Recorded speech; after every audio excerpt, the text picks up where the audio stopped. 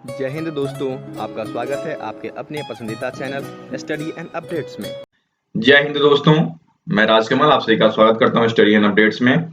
और आज के इस वीडियोस में हम लोग हिंदी का प्रैक्टिस सेट 2 करने वाले हैं जो कि अरिहंत से है। तो इसके सीरीज को शुरू करते हैं। और जैसा कि आपको पता है कि ये नए वाले पाठ्यक्रम पे है और इसमें आपके 20 प्रश्न दिए गए हैं। तो चलिए शुरू करते हैं हिंदी का second model practice set Arihant से। 61 दिया गया है। शक्तिशाली, दयालु, शांत धीर और योद्धा नायक, इनके लिए हमें एक शब्द देना है। तो इसके लिए एक शब्द होगा धीरोदात्त, ठीक है, जो कि यहाँ पर सी में दिया गया है। तो 61 का उत्तर आपका सी हो जाएगा। ठीक है, आगे बढ़ें। अब देखिए 62 आपको दिया गया है पर्वत की तलहटी। वाक्यांश के लिए एक शब्द देना है। तो पर्वत की तलहटी, इसके लिए एक शब्द जो होगा वह हो जाएगा आपका उपत्यका।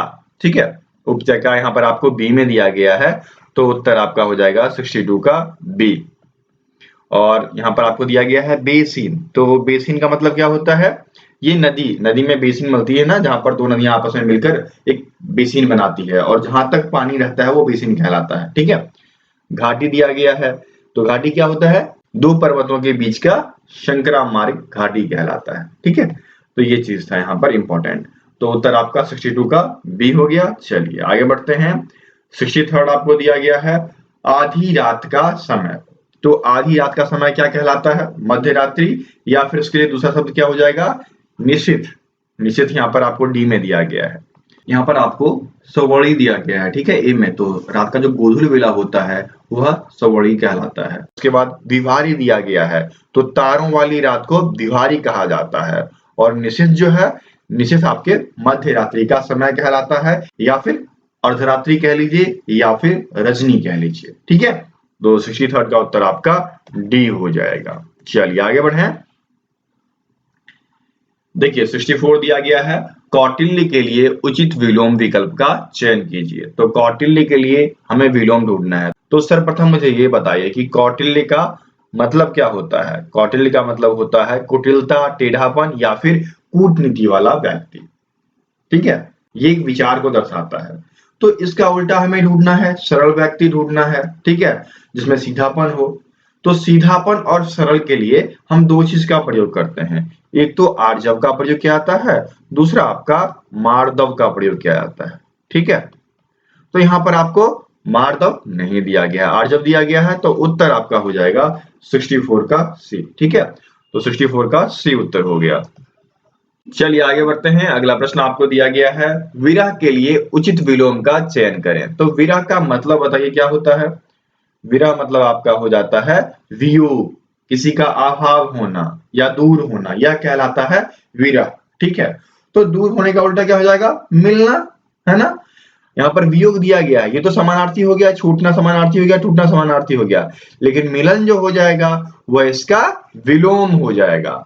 तो 65 का उत्तर आपका सी हो गया। ठीक है, चलिए अब आगे बढ़ते हैं। 66 आपको दिया गया है दिए गए वाक्यों में से कुछ में त्रुटि है और कुछ ठीक है। वाक्य के जिस भाग में त्रुटि है उसका उत्तर के रूप में चयन करें। यदि वाक्य में कोई त्रुटि ना है तो कोई त्रुटि नहीं वाले विकल्प का चयन करें। यहाँ पर क्या दिया गया है?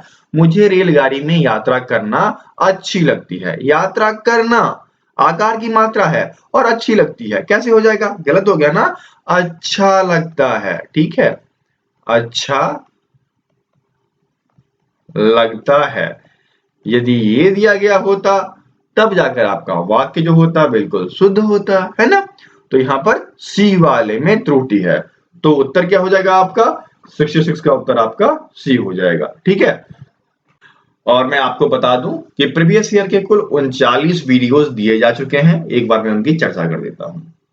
दोस्तों ये रहा आपका हिंदी का प्लेलिस्ट। इसमें आप देख सकते हैं कि वर्ष 2011 से लेकर अभी तक के सारे पेपर कराए गए हैं। ये रहा आपका 2011, 12, 13, 15, 19। ठीक है, उसके बाद फिर आपका देखिए कंटिन्यूअसली 19 का सारा क्लास दिया गया है।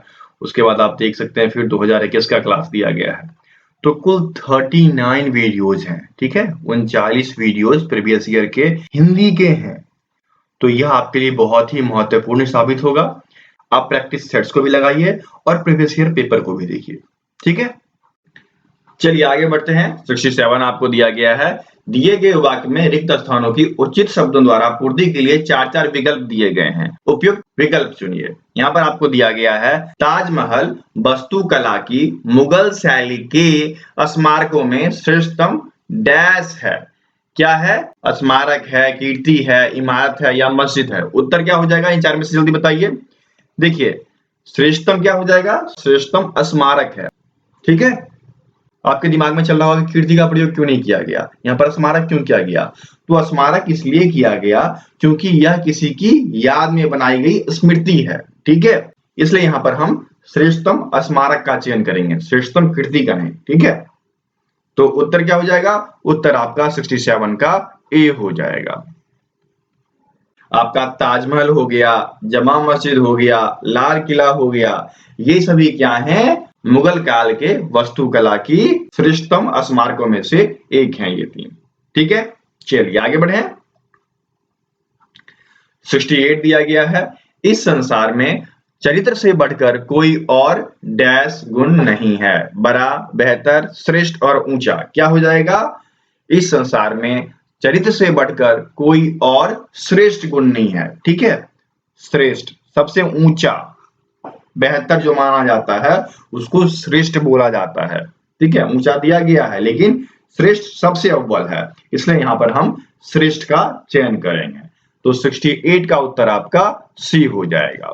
ठीक है, कोई भी दिक्कत आती है तो आप हमें व्हाट्सएप कर सकते हैं 7979946092 पे। हम चाहेंगे कि आपकी दुविधाओं को दूर कर दें। ठीक है, चलिए आगे बढ़े। अगला आपको दिया गया है, नीचे दिए गए अनुच्छेद में रिक्त स्थानों की उचित शब्दों द्वारा पूर्ति के लिए 4-4 विकल्प दिए गए हैं। उपयुक्त विकल्प का चयन करें। अब यहाँ पर आपको दिया गया है, कुछ लोग ज्ञान प्राप्ति को ही शिक्षा का एकमात्र डैश मानते हैं। देखिए, ज्ञान प्राप्ति जो है वह शिक्षा का एकमात्र उद्देश्य माना जाता है। कुछ लोग के मन में ये चीजें चलती है कि ज्ञान प्राप्ति जो है वह शिक्षा का एकमात्र उद्देश्य है। यहाँ पर माध्यम, सहारा, उद्देश्य और अवतार दिया गया है, तो उत्तर यहाँ पर आपका उद्देश्य हो जाएगा। तो 69 का उत्तर आपका सी हो गया। ठीक है, अगला देख लें। अगला आपको दिया गया है, ऐसे लोग चाहते हैं कि विद्यार्थी पुस्तकें ही पढ़ें, अन्य कुछ ना करें, तभी उनके ज्ञान में डैश होगी। देखिए, लोग चाहते हैं कि पुस्तक पढ़ेगा तो उसके ज्ञान में दिन ब दिन वृद्धि होगी। तो दिन ब दिन वृद्धि को क्या बोला जाता है? अभिवृद्धि। ठीक है, यहाँ देखिए पूर्ति, अभिवृद्धि, प्राप्ति और उपलब्धि दिया गया है। उत्तर क्या हो जाएगा? यहाँ पर अभिवृद्धि हो जाएगा। ठीक है, तो 70 का उत्तर आपका बी हो जाएगा। चलिए आगे बढ़े। अगला आपको दिया गया है, दूसरे लोग विश्वास करते हैं कि अकेले शिक्षा के द्वारा ही मनुष्य डैश कमाने योग्य नहीं हो सकता। जीविका, समृद्धि, यश, नौकरी। देखिए, मनुष्य को सिर्फ पुस्तक का ज्ञान मिलेगा तो वह पैसे तो कमा लेगा, लेकिन जीवन जीने की जो शैली है, समाज में कैसे जीना है, कैसे रहना है, ये सब चीज नहीं सीख पाएगा। तो मनुष्य जीविका कमाने योग्य नहीं रह पाता है। तो यहाँ पर क्या हो जाएगा? 71 में ए उत्तर हो जाएगा कि जीविका कमाने योग्य नहीं हो सकता। ठीक है, आगे बढ़े। अगला दिया गया है, ऐसे लोग सोचते हैं कि रोटी अधिक डैश है, रोटी अधिक महत्वपूर्ण है। लीजिए, यहीं पर आपका आ गया 72 के बी में दिया गया है, तो 72 का बी उत्तर हो जाएगा। ठीक है, चलिए आगे बढ़ते हैं और आखिरी देख लेते हैं क्या दिया गया है। जबकि दूसरे लोग विश्वास करते हैं कि शिक्षा का उद्देश्य अच्छे डैश और देशभक्त पैदा करना है। नागरिक, आदमी, नौकर, लोग। क्या हो जाएगा? अच्छे नागरिक और देशभक्त पैदा करना है। तो 73 का उत्तर आपका ए हो जाएगा। ठीक है, तो इस प्रकार से गाद्यांश आपका खत्म हो गया। चलिए आगे बढ़ते हैं। 74 आपको दिया गया है, दिए गए 4 वाक्यों में से एक वाक्य शुद्ध है और 3 अशुद्ध है। शुद्ध वाक्य को चुनिए। यहाँ पर आपको दिया गया है, ड्राइवर मीरा को कार चलाना सिखा रहा है। ठीक है, मीरा को कार को चलाना, ये गलत हो गया। ड्राइवर मीरा को कार चलाना सिखा, यहाँ पर सिखा होना चाहिए था, ये गलती है। ड्राइवर मीरा को, यहाँ पर के दे दिया गया, गलती है। ठीक है, नेक्स्ट आपका दिया गया है ड्राइवर मीरा को कार चलाना सिखा रहा है। यह बिल्कुल शुद्ध वाक्य है, तो 74 का उत्तर आपका डी हो जाएगा। ठीक है, यहाँ पर मात्राओं की त्रुटि की गई होती है, वो आपको पकड़ना होता है। अब आगे बढ़िए, निर्देश दिया गया है दिए गए मुहावरे और लोकोक्ति का अर्थ बतलाने के लिए 4 विकल्प दिए गए हैं। प्रत्येक के लिए उपयुक्त विकल्प का चयन करना है। यहाँ पर आपको दिया गया है घी के दिए जलाना। तो घी के दिए जलाना मतलब खुशी के दिन जीना, ठीक है, खुशी मनाना। तो यहाँ पर देखिए दीपावली के दिन पूजा करना, धन मिलना, खुशी मनाना, ये आपके सी में दिया गया है। तो उत्तर क्या हो जाएगा? 75 का उत्तर आपका सी हो जाएगा। ठीक है, आगे बढ़े। अब देख लीजिए 76 दिया गया है पढ़े फारसी बेचे तेल, यह देखो कुदरत का खेल। अब देखिए यहाँ पर क्या है कि एक व्यक्ति जो कि अच्छा से अच्छा पढ़ाई कर लेता है, लेकिन उसके अनुसार उसको कार्य नहीं मिलता है, तो उस समय हम इस लोकोक्ति का प्रयोग करते हैं, पढ़े फारसी बेचे तेल, यह देखो कुदरत का खेल। ठीक है, तो क्या हो गया? योग्यता के अनुसार कार्य ना मिलना। तो 76 का उत्तर आपका डी हो जाएगा। ठीक है, आगे बढ़े। अब देख लीजिए क्या दिया गया है, निम्नलिखित शब्दों के आगे 4 शब्द दिए गए हैं, इनमें से उचित समानार्थक पर्याय चुनकर चिन्हित करें। यहाँ पर आपको दिया गया है दूध, तो दूध का पर्यायवाची क्या सब होता है? तो दूध का पर्यायवाची आपका पीयूष हो जाएगा। ठीक है, स्तन्य हो जाएगा। ठीक है, दोहज हो जाएगा, क्षीर होता है, पेय होता है और गोरस। ठीक है, तो यह सब होता है दूध का पर्यायवाची या फिर समानार्थी। तो इसमें से देखिए क्या दिया गया है, खीर, नवनीत, पेय और स्तन्य।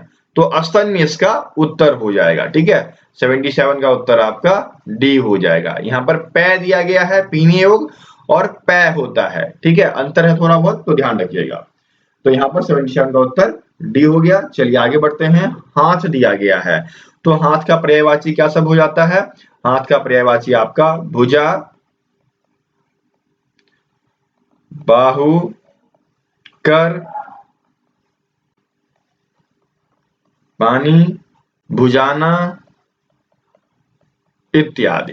ठीक है, तो इनमें से क्या दिया गया है? पानी आपके ए में दिया गया है, तो 78 का उत्तर आपका ए हो जाएगा। ठीक है, समझ गए यहाँ तक? और यदि वीडियो आपको अच्छी लगे तो अपने दोस्तों के बीच शेयर करें या विभिन्न ग्रुप में डाल दें। ठीक है, फिर आपको कंटिन्यूअसली मैं जो सीरीज चला रहा हूं उसको जल्द से जल्द पूरा करने की कोशिश करूंगा। चलिए आगे बढ़ता हूं। 79 दिया गया है नील गगन शब्द में समास बताइए। तो नीला है जो गगन वह कहलाता है नील गगन। ठीक है, तो नील गगन जो है वह कर्मधारय समास होता है, पता है ना आपको? तो कर्मधारय ढूंढिए, आपके सी में दिया गया है, तो 79 का उत्तर आपका सी हो जाएगा। ठीक है, आगे बढ़िए। 80 आपको दिया गया है कपीस में प्रयुक्त संधि का नाम बताइए। तो कपीस का पहले संधि बताइए। कपीस का संधि किस प्रकार से होता है? क्या हो जाता है? कपी जोर ईस। यहां पर देखिए ये भी ई है, ये भी ई है, दोनों मिलकर दीर्घ ई हो जाता है। कौन सी संधि है? तो यह आपका दीर्घ संधि है, क्योंकि हर्ष का संयोग जो है वह दीर्घ बना रहा है। तो दीर्घ स्वर संधि जो कि आपके बी में दिया गया है, तो 80 का उत्तर आपका बी हो जाएगा। ठीक है, समझ गए यहाँ तक? अब बारी आती है आज के सवाल का। तो आज का सवाल क्या है? जिस पर विजय पाना कठिन हो उसे क्या कहा जाता है? ये आपको कमेंट बॉक्स में कमेंट करना है। और जिन्हें प्रीवियस वीडियो देखना है तो वो यहाँ से देख लें, जिन्हें प्रीवियस ईयर के प्लेलिस्ट देखना है वो यहाँ से देख लें। ठीक है, और कोई भी दिक्कत हो तो आप हमें व्हाट्सएप कर सकते हैं। हमारा व्हाट्सएप नंबर है 7979946092। ठीक है, मिलते हैं फिर अगली वीडियो में, तब तक के लिए जय हिंद।